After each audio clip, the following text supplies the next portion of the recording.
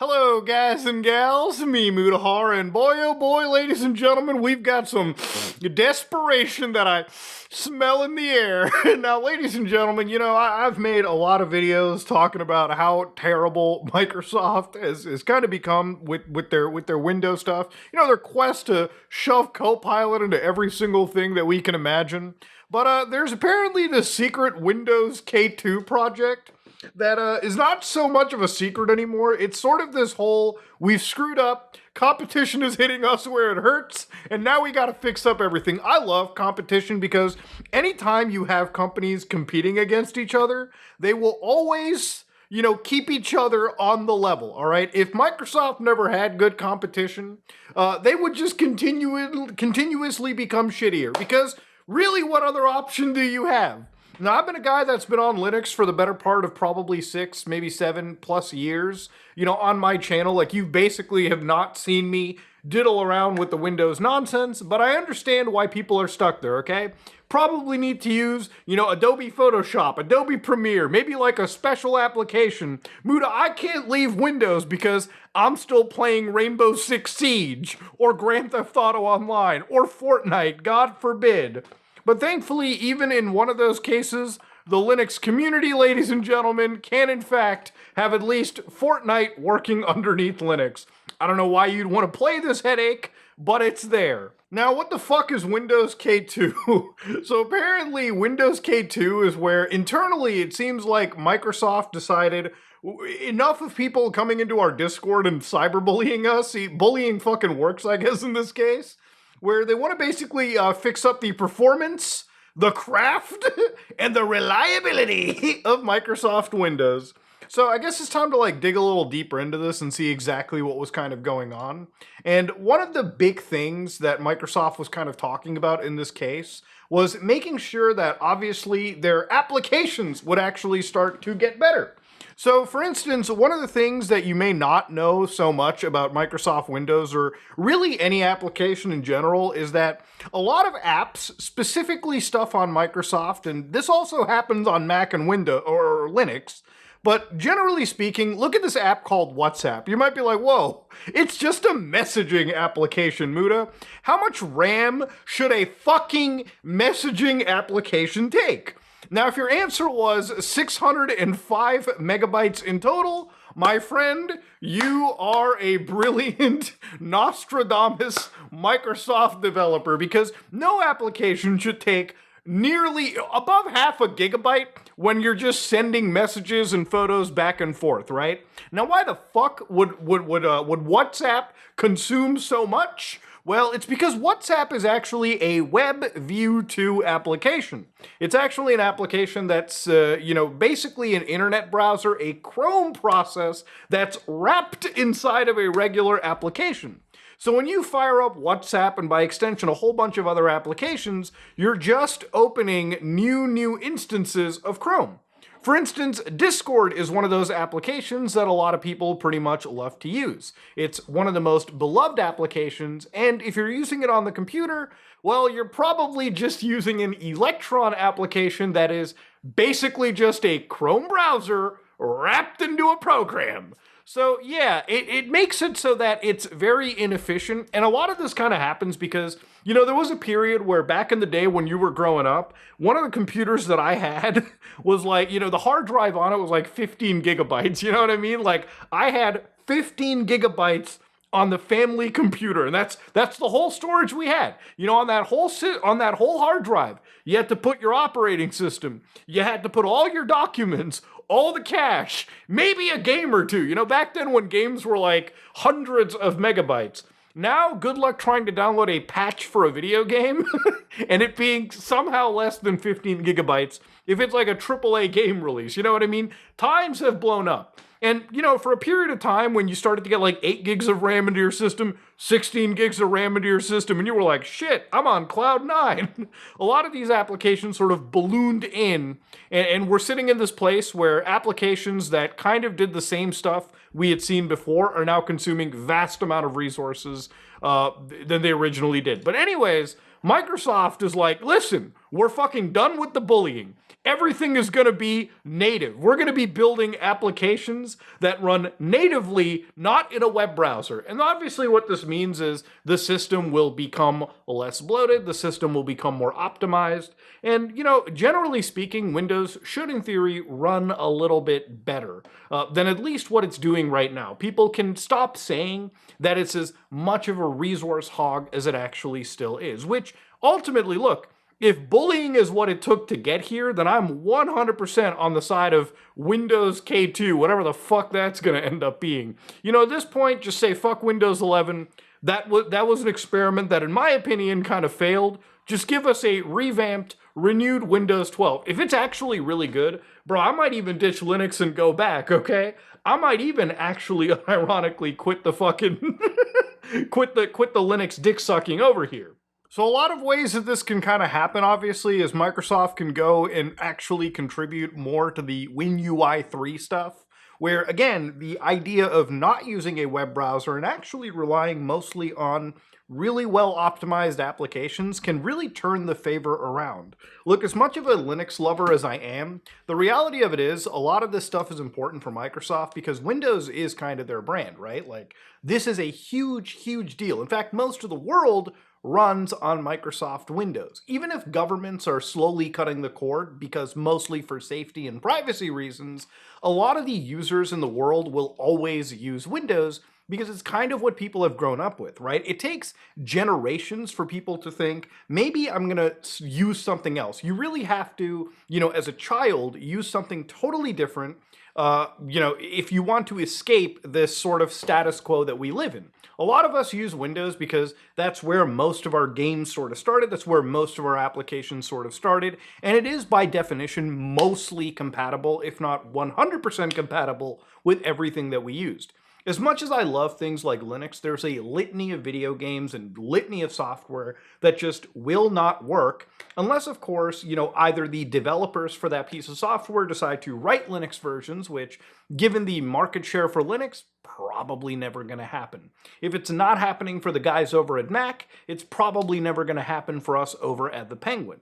So really the only reason Linux is kind of used in the manner that it is because Valve and a lot of other companies have found ways to translate the Windows experience or the software over to Linux and make it look almost seamless. Of course, a lot of your favorite Linux or Windows games will run through Proton on a Steam Deck, but when you're looking at games where the functionality comes into playing something online, that's where the roadblocks hit. But I'll say something else too. One of the biggest issues for even something like Linux is modding video games.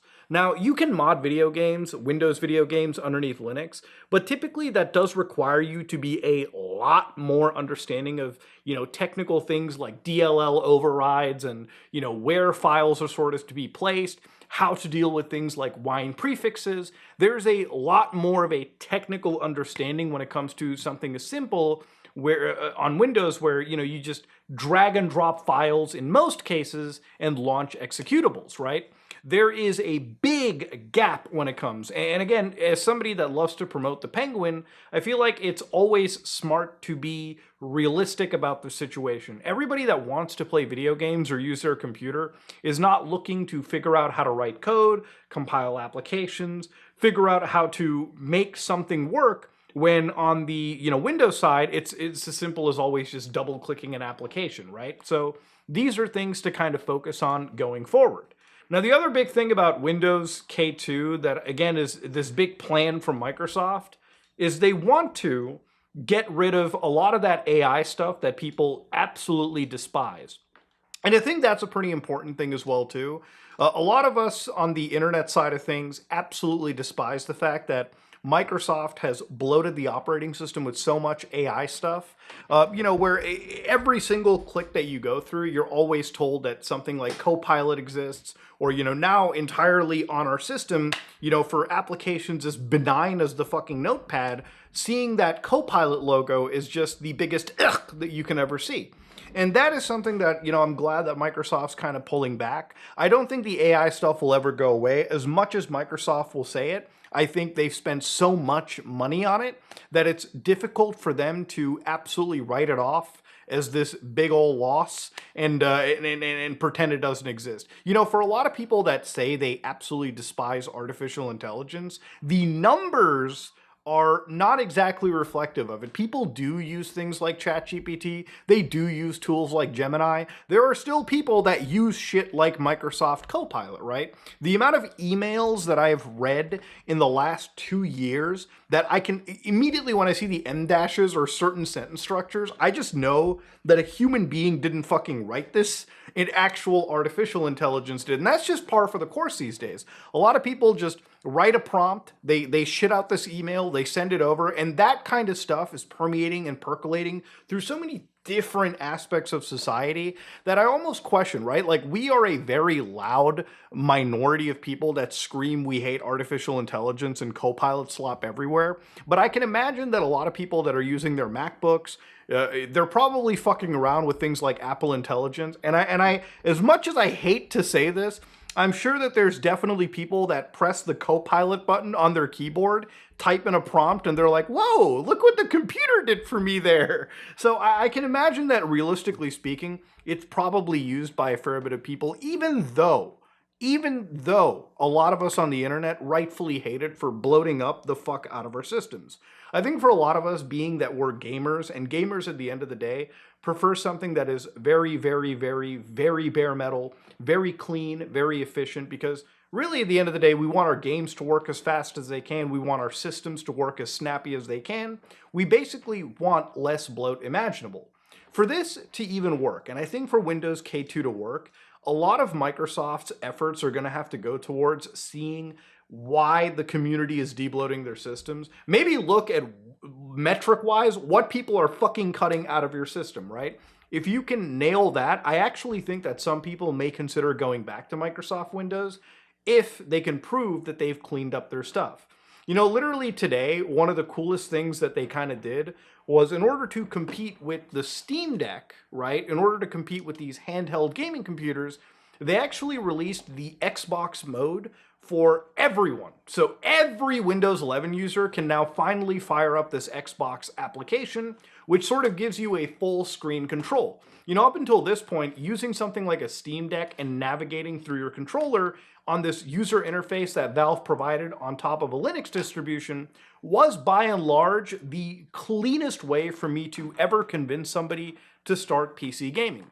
One of my close friends, who is not a PC gamer, actually ended up buying one of these Steam Decks, and for him, he doesn't consider it PC gaming. He just presses the power button on his Steam Deck, finds the video game, literally like through the touch interface, taps it, hits the green play button, and boom, they can play a PC game cleaner than they ever would by default on a Windows system.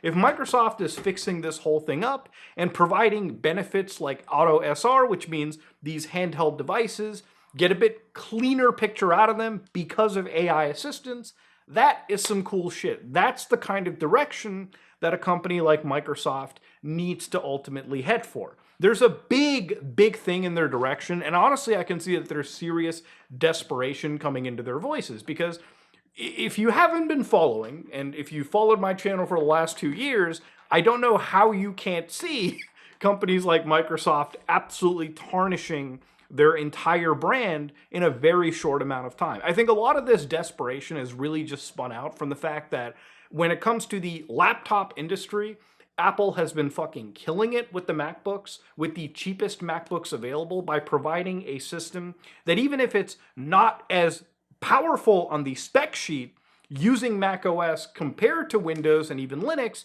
feels like you're 10 years ahead of, like, you know, whole other systems, because it's just substantially snappier, substantially faster, and substantially more optimized in comparison to their competition. When I think people use Linux laptops or install Linux to their computers, a lot of people who are kind of new to this side sort of see an operating system that runs snappier simply by virtue of the fact that it is by nature designed to be much more snappier. Things run much more natively. There's less bloat to worry about. Being somebody that is a Linux user, the one thing that I never ever do when installing any distribution is worry about bloat. Even the most bloated Linux distribution that you can find is substantially cleaner than a standard Windows 11 installation. Now, one of the big things reported here too is apparently gaming being this big priority, which obviously I think is one of the reasons why Microsoft Windows is still heavily used by a lot of people in our camp, because it does give you that 100% compatibility. And what I find interesting, and again, this would be a big deal if, Microsoft would even admit this, is they want to target parity with SteamOS performance, which is kind of funny when you think about it, right? Like, SteamOS, for the most part, is trying to emulate Windows, or at least use a compatibility layer like Proton to match Windows. So it'd be interesting that they want to somehow reach that parity, which is funny that you're talking about an operating system that effectively is running most of its popular games through a translation layer. But it is actually kind of true, right? The people that have done sort of the benchmarking research into this as well have shown that on the same handheld hardware, for instance, like these Lenovo Legion Go's, you can see that in certain games like, Returnal, for instance, are playable at above 33 frames per second on average. Whereas if you play this on Windows, whether it be with a specific set of drivers or not, is not even crossing the 30 frame rate average. And in some cases, the difference may actually be more beneficial for Windows, but it is just an interesting avenue to see, right? Because Linux is far less bloated and much more optimized than Windows, it does give a general performance increase. And again, this would be a huge deal for Microsoft if they can match Linux. And I think the only way they can really do that is by debloating their system to the point where, again, it's not running unnecessary services, unnecessary AI, unless, of course, the user wants those features, which at that point they can probably open up the control panel and tick those things on, as they already can do right now. The only way for a lot of Microsoft to succeed right now, if they want this K2 project to even be a success, they need to, A, make sure that people have control of their systems, meaning that no requirement for 100% internet connectivity. Like, we should be allowed to make local Windows accounts. We should be allowed to absolutely install whatever it is that we need, make a snappy baseline installation that is perfect for people that are gamers. And if you're somebody that wants things like artificial intelligence or bloat, then do what the Linux community does, where at the time of install, just ask the user, do you want every fucking application under the sun that we recommend, or do you just want a basic installation? I think Microsoft is on a great track to fix things up here. I think they absolutely can make things amazing. I think, with competition and with enough effort, they can get rid of the dirty microslop like fucking word that they have attached to them. But it's going to take a lot more than Microsoft saying we're going to do things. We need to actually start seeing these things come out, because the only thing that's come out from Microsoft is a whole bunch of AI bloated bullshit that I looked at on my channel. Until and unless they actually debloat the system and release a ISO file that you can install that is actually lighter, actually more performant, I don't think anybody should be looking at this with like just all hopes up there. Microsoft has had a history of inshitifying their system literally for the last 4 years. Honestly, ever since Windows 11 dropped. For them to finally take the hint, and I think this is all happening literally because of actual serious competition. The only way that Linux could ever beat Microsoft in the mainstream desktop side is if they make it as one-to-one easy as they can to use, meaning that every game that is playable on Windows works one-to-one on Linux with all the anti-cheats and all the bells and whistles out there. When it comes to video game modding, Linux needs to be as easy, almost as frictionless. And when it comes to things like software that people use for a professional line, like CAD software, video editing stuff, anything professional work related, that needs to work one-to-one out. If you can hit those 3 targets, people's excuses for staying on Microsoft Windows absolutely diminishes.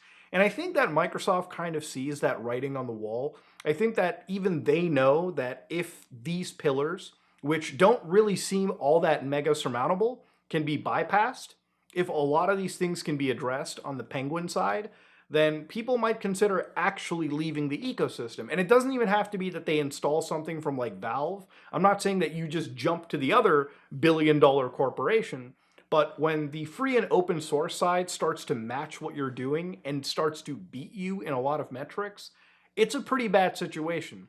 One thing before we tie off with even with these handheld systems, just to give you a quick idea, when you install Windows into like something like a Steam Deck or a Legion Go or any of these other handhelds, power consumption just on a baseline goes higher.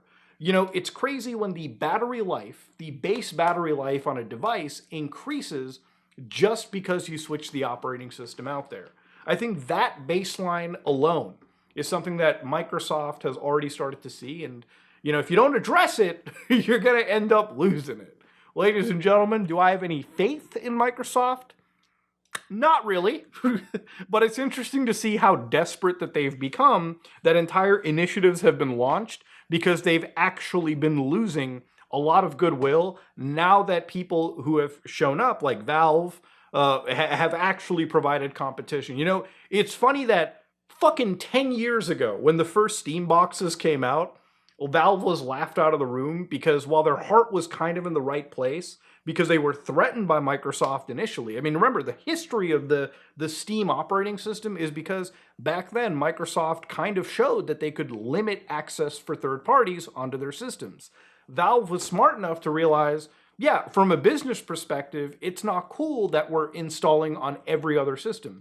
They ended up basically working on their own operating system, and now their own operating system, even if Microsoft shut them out today, they personally wouldn't really be affected all that much. Microsoft would get a whole lot of bad PR, and people might consider switching over to a free and open source system if it meant that they actually had full control of their system.